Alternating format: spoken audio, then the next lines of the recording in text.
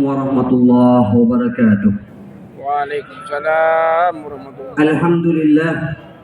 Alhamdulillahilladzi mala'a quluba awliyaihi bimahabbatih wa ikhtassa arwahahum bisyuhudi 'azamatih wa hayya'a asrarahum lihamli a'ba'i ma'rifatih fa subhana man istafahum li hadratih wa ikhtassahum bimahabbatih. Asyhadu an la ilaha illallah wahdahu la syarika lah وأشهد أن سيدنا ونبينا وحبيبنا وشفيعنا محمد عبد الله ورسوله وصفيه من خيار خلقه وحبيبه صلى الله عليه وعلى آله وأصحابه ومن تبع هداه إلى يوم المعاد وبعد. Masyaallah muslimin, ikhwan wal akhwat rahimakumullah. Tak ada kata yang patut dan pantas untuk kita jadikan sebagai pemula selain kalimat alhamdulillah, sekaligus sebagai ungkapan rasa puji dan syukur kita kehadirat Allah Subhanahu wa taala, yang mana berkat rahmatnya, hidayahnya, inayahnya kepada kita semua dapat berkumpul di tempat yang insyaallah penuh barakah ini dalam keadaan yang sehat walafiat, dan juga tentunya pengharapan kita kepada Allah Subhanahu wa taala. Berkumpulnya kita di tempat ini tak hanya menjadikan kita berkumpul hanya di tempat ini. Berharapnya kita pada Allah Subhanahu wa taala, mudah-mudahan dengan berkumpulnya kita di tempat ini, Allah takdirkan kita nanti berkumpul bersama guru kita Al-Habib Muhammad Amin bin Muhsin Al-Hinduan serta abahnya Al-Habib Muhsin bin Ali Al-Hinduan radhiyallahu anhuma. Masyaallah wal akhwat rahimakumullah. Salawat serta salam semoga selalu dan selamanya tercurah limpahkan kehadiran baginda Rasul Muhammad bin Abdullah sallallahu alaihi wasallam beserta keluarga, sahabat, kerabat, serta keturunan beliau yang sudah sepantasnya kita muliakan dan kita banggakan. Masyaallah ikhwan wal akhwat rahimakumullah. Mungkin di antara ikhwan akhwat ini tidak kenal sama saya. Saya perkenalkan diri terlebih dahulu.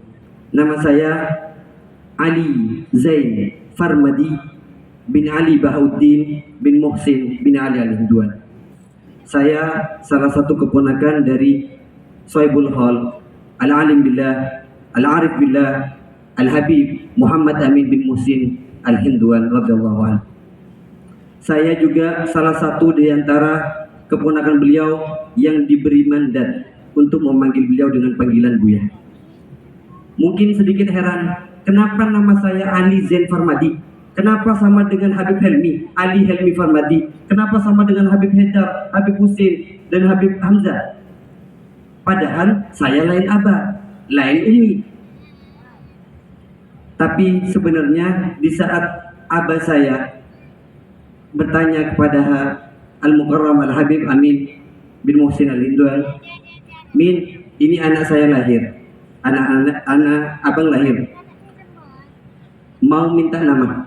Lalu kata beliau, kata Abali, yakni kata Syekhona, beri nama dengan nama Ali, dan dari Amin Farmadi, tambahannya terserah Ali.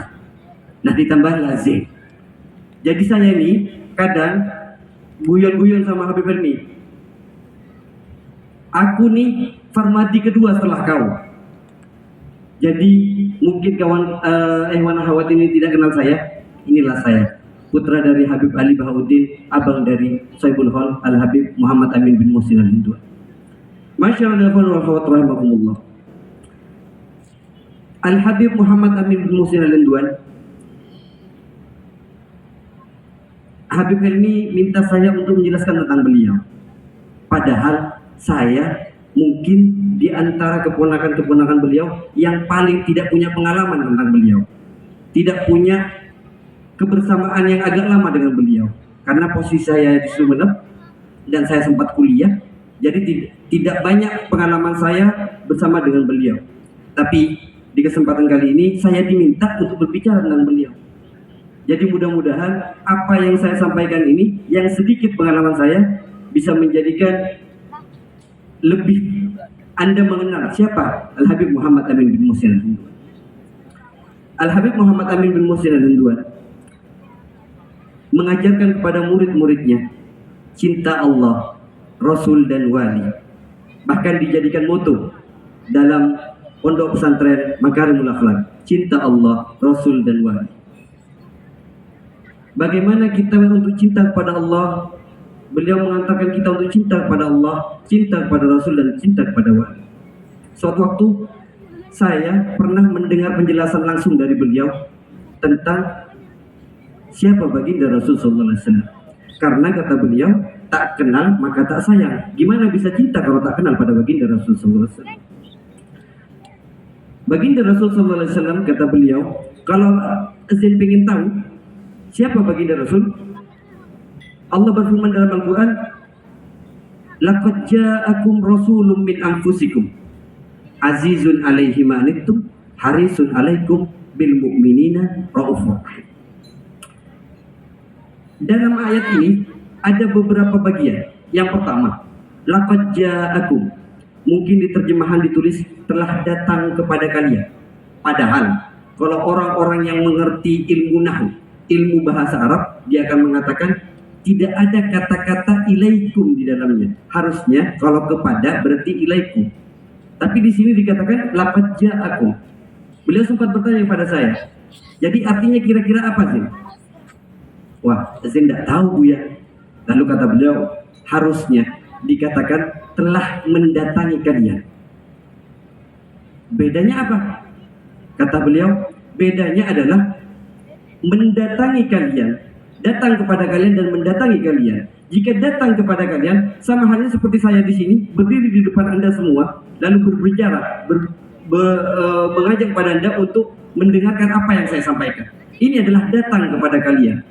Tapi kalau mendatangi kalian, maka saya datangi Anda satu persatu. Saya salam satu persatu kepada Anda. Diriwayatkan, ada satu orang, dia bertetangga dengan masjid, musola. Dan di musola itu biasa diadakan maulid di malam Jumat. Dan kebetulan, si fulan ini yang bertetangga dengan musola, dia tidak mau dengan maulid. Lalu, sahabatnya berkata, ayolah kita datang ke maulid, kita tetangga sama masjid, sama musola. Sekali aja. Lalu si kawan ini, oh ya dah, demi menghormati tetangga, aku akan pergi. Nah, ketika maulid dibacakan, dia diam. Sampai dengan mahalul qiyam, dia tetap diam. Yang lain berdiri, dia duduk. Lalu di saat itu, dia melihat ada seorang yang datang kepada majelis tersebut dengan baju serba putih, dengan wajah yang begitu tampan, dengan wajah yang begitu merohana. Karena kedatangan tamu tersebut, dia hendak berdiri. Dia lihat tamu tersebut bersalaman kepada satu persatu orang. Satu persatu dia salaman sampai kepada bagiannya dia. Ketika bagiannya dia ingin berdiri, lalu dipegang pundaknya, lalu dikatakan, "Hei fulan, kau kan tidak yakin bahwa aku datang pada majelis ini." Ternyata dia adalah baginda Rasulullah SAW.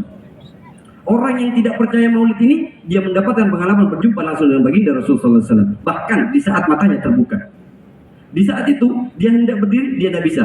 Karena ditahan pundaknya Rasulullah, dan Rasulullah berkata, duduklah. Dan saat itu pula, seluruh kakinya lumpuh. Dibawalah ke dokter, 1, 2, 3. Tidak ada satupun yang bisa menyembuhkan. Terakhir, setelah berlangsung 1 tahun, dia tetap hadir di majelis maulid tersebut dan dia mendapatkan kembali pengalamannya. Kali ini dia begitu menangis karena dia tidak bisa menghormati baginda Rasulullah SAW yang hadir dalam majelis. Dan di saat orang-orang disalamani oleh Rasulullah SAW, dia tampak menangis sampai pada gilirannya. Ketika sampai pada gilirannya, dia semakin menjadi nangis, semakin jadbah. Karena dia ingin memuliakan baginda Rasul, tapi kakinya sudah tidak mampu. Lalu Rasulullah memegang tangannya seraya berkata, kau ingin bangun dari tempat dudukmu? Ayo, silakan. Lalu diangkat oleh Rasulullah dan sembuh total kakinya. Allahumma sholli ala sayyidina Muhammad wa ala sallam. Ini yang beliau ajarkan kepada saya. Yang kedua, Rasulun min anfusikum. Rasul, seorang utusan yang mengerti diri kalian, yang mengerti isi hati kalian. Azizun alaihi ma'anittum, yang kuat memikul beban kalian. Jadi kata beliau, jangan ragu untuk meminta pada baginda Rasulullah SAW, apapun itu. Bahkan saya dengar juga beliau pernah mengajarkan bihaqqi Muhammadin wa Ali wa Fatimah wal Hasan wal Husain, pintalah apapun yang kau inginkan, dengan kalimat itu akan Allah kabulkan. Lalu yang terakhir, bil mu'minina raufur rahim, kepada orang mukmin rauf dan rahim, pengayom dan penyayang. Apa bedanya? Rauf adalah memberikan apa yang diminta, rahim memberikan apa yang dimiliki. Rauf sebagai contoh umpamanya saya minta air panitia, mungkin panitia akan memberikan 1 gelas karena saya hanya butuh 1 gelas. Tapi kalau rahim, panitia akan mengeluarkan 1 botol besar, takut saya butuh lagi karena yang ada 1 botol besar. Begitu juga baginda Rasulullah SAW. Rasulullah akan memberikan sifat raufnya kepada orang-orang yang bersalawat tanpa dasar cinta, hanya bersalawat saja. Rasulullah akan berikan rauf. Tapi rahim, Rasulullah akan berikan kepada orang-orang yang bersalawat dengan berlandaskan cinta. Sebagai contoh, ada seorang sahabat datang kepada baginda Rasulullah SAW. Dia berkata, "Ya Rasulullah, kapankah hari kiamat?" Lalu Rasulullah bersabda, "Kau nanya kiamat, apakah kau telah siap dengan hari kiamat?" Dia berkata, "Ya Rasulullah, modalku hanya cinta pada Allah dan Rasulnya." Lalu kata Rasulullah, "Anta ma'aman tuhib." Engkau akan bersama dengan orang yang kau cintai. Sahabat tersebut bertanya tentang hari kiamat kepada baginda Rasulullah SAW. Tapi bukan jawaban itu yang Rasulullah berikan, tapi kebersamaan dengan baginda Rasulullah SAW. Kenapa? Karena dia cinta pada baginda Rasulullah SAW. Salawatnya berlandaskan dengan cinta kepada baginda Rasulullah SAW. Sehingga Rasulullah tidak memberikan sifat raufnya, tapi Rasulullah berikan sifat rahimnya.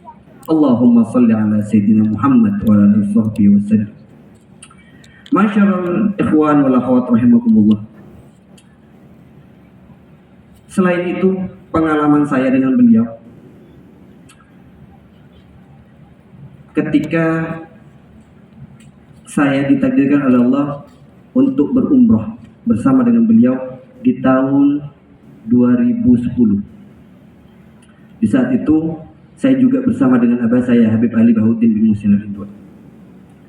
Selama umrah, hampir selama umrah, di awal umrah, saya selalu bersama dengan abah saya.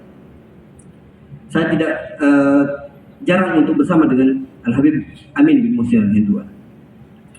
Tapi suatu ketika di umrah yang kedua, saya tertidur di bis. Setelah dari mikot, saya tertidur. Saya satu bis dengan abah saya, Ustadz Amin, di bis yang lain. Saya tertidur. Saya bangun, tidak ada orang di bis. Saya keluar, tidak ada orang. Tidak ada orang yang saya kenal. Bingunglah saya. Lalu tiba-tiba beliau lewat di depan saya. "Kenapa sih?" kata beliau. "Enggak Buya, nyari Buya Ali." Saya sama abah saya juga manggil Buya. "Saya nyari Buya Ali. Saya nyari Buya Ali." "Oh, udah tadi Buyanya turun di hotel," kata beliau. "Oh iya Buya. Ayo dah kalau mau umroh," kata beliau. "Siap. Saya memang pengen umroh sama beliau, cuma saya tidak punya kesempatan karena bareng sama abah." Dia aja sama beliau. "Siap Ustaz, siap Buya. Ayo." Jalanlah saya. Ada satu hal yang aneh ketika kami melangkah menuju masjid. Beliau, seumur hidup beliau, ketika berbicara dengan saya, tak pernah beliau menggunakan bahasa Indonesia. Selalu menggunakan bahasa Madura.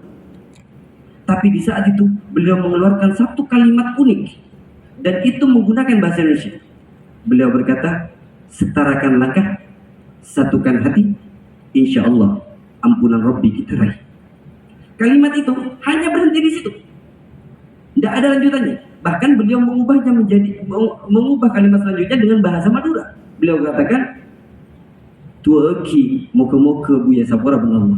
Doakan mudah-mudahan Buya diampuni oleh Allah. Langsung berubah menjadi bahasa Madura yang awalnya bahasa Indonesia. Timbullah keheranan saya.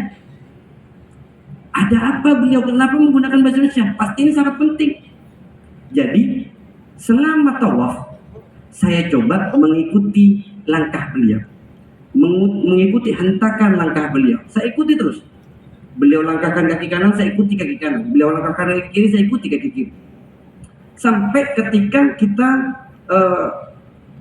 mulai ramai di depan kita, jadi beliau harus mengurangi jaraknya dengan yang ada di depannya agar tidak tertabrak. Tapi subhanallah, saya pribadi misalnya, ketika berjalan lalu di depan saya macet umpamanya, saya akan mengurangi tempo langkah saya. Tapi beliau tidak, temponya tetap, jaraknya yang dikurangi. Nah, kok gini kata saya? Ada apa? Dan ketika saya mengangkat ihram saya, kebetulan terbuka, saya angkat, saya perbaiki, tak sengaja saya menyentuh dada saya. Dan di saat itu detak jantung saya sama persis dengan gerak kaki beliau. Allahumma sholli ala sayyidina Muhammad. Seakan-akan beliau berkata, setarakan langkahmu Zain, setarakan dengan Buya, satukan hatimu dengan Buya, kau akan mendapatkan ampunan Allah. Allahumma sholli ala sayyidina Muhammad. Dan seakan-akan beliau berkata pada saya, setarakan langkahmu dengan gurumu, satukan hatimu dengan gurumu, insyaallah kau akan mendapatkan ampunan Rabbi melalui tarekat ini.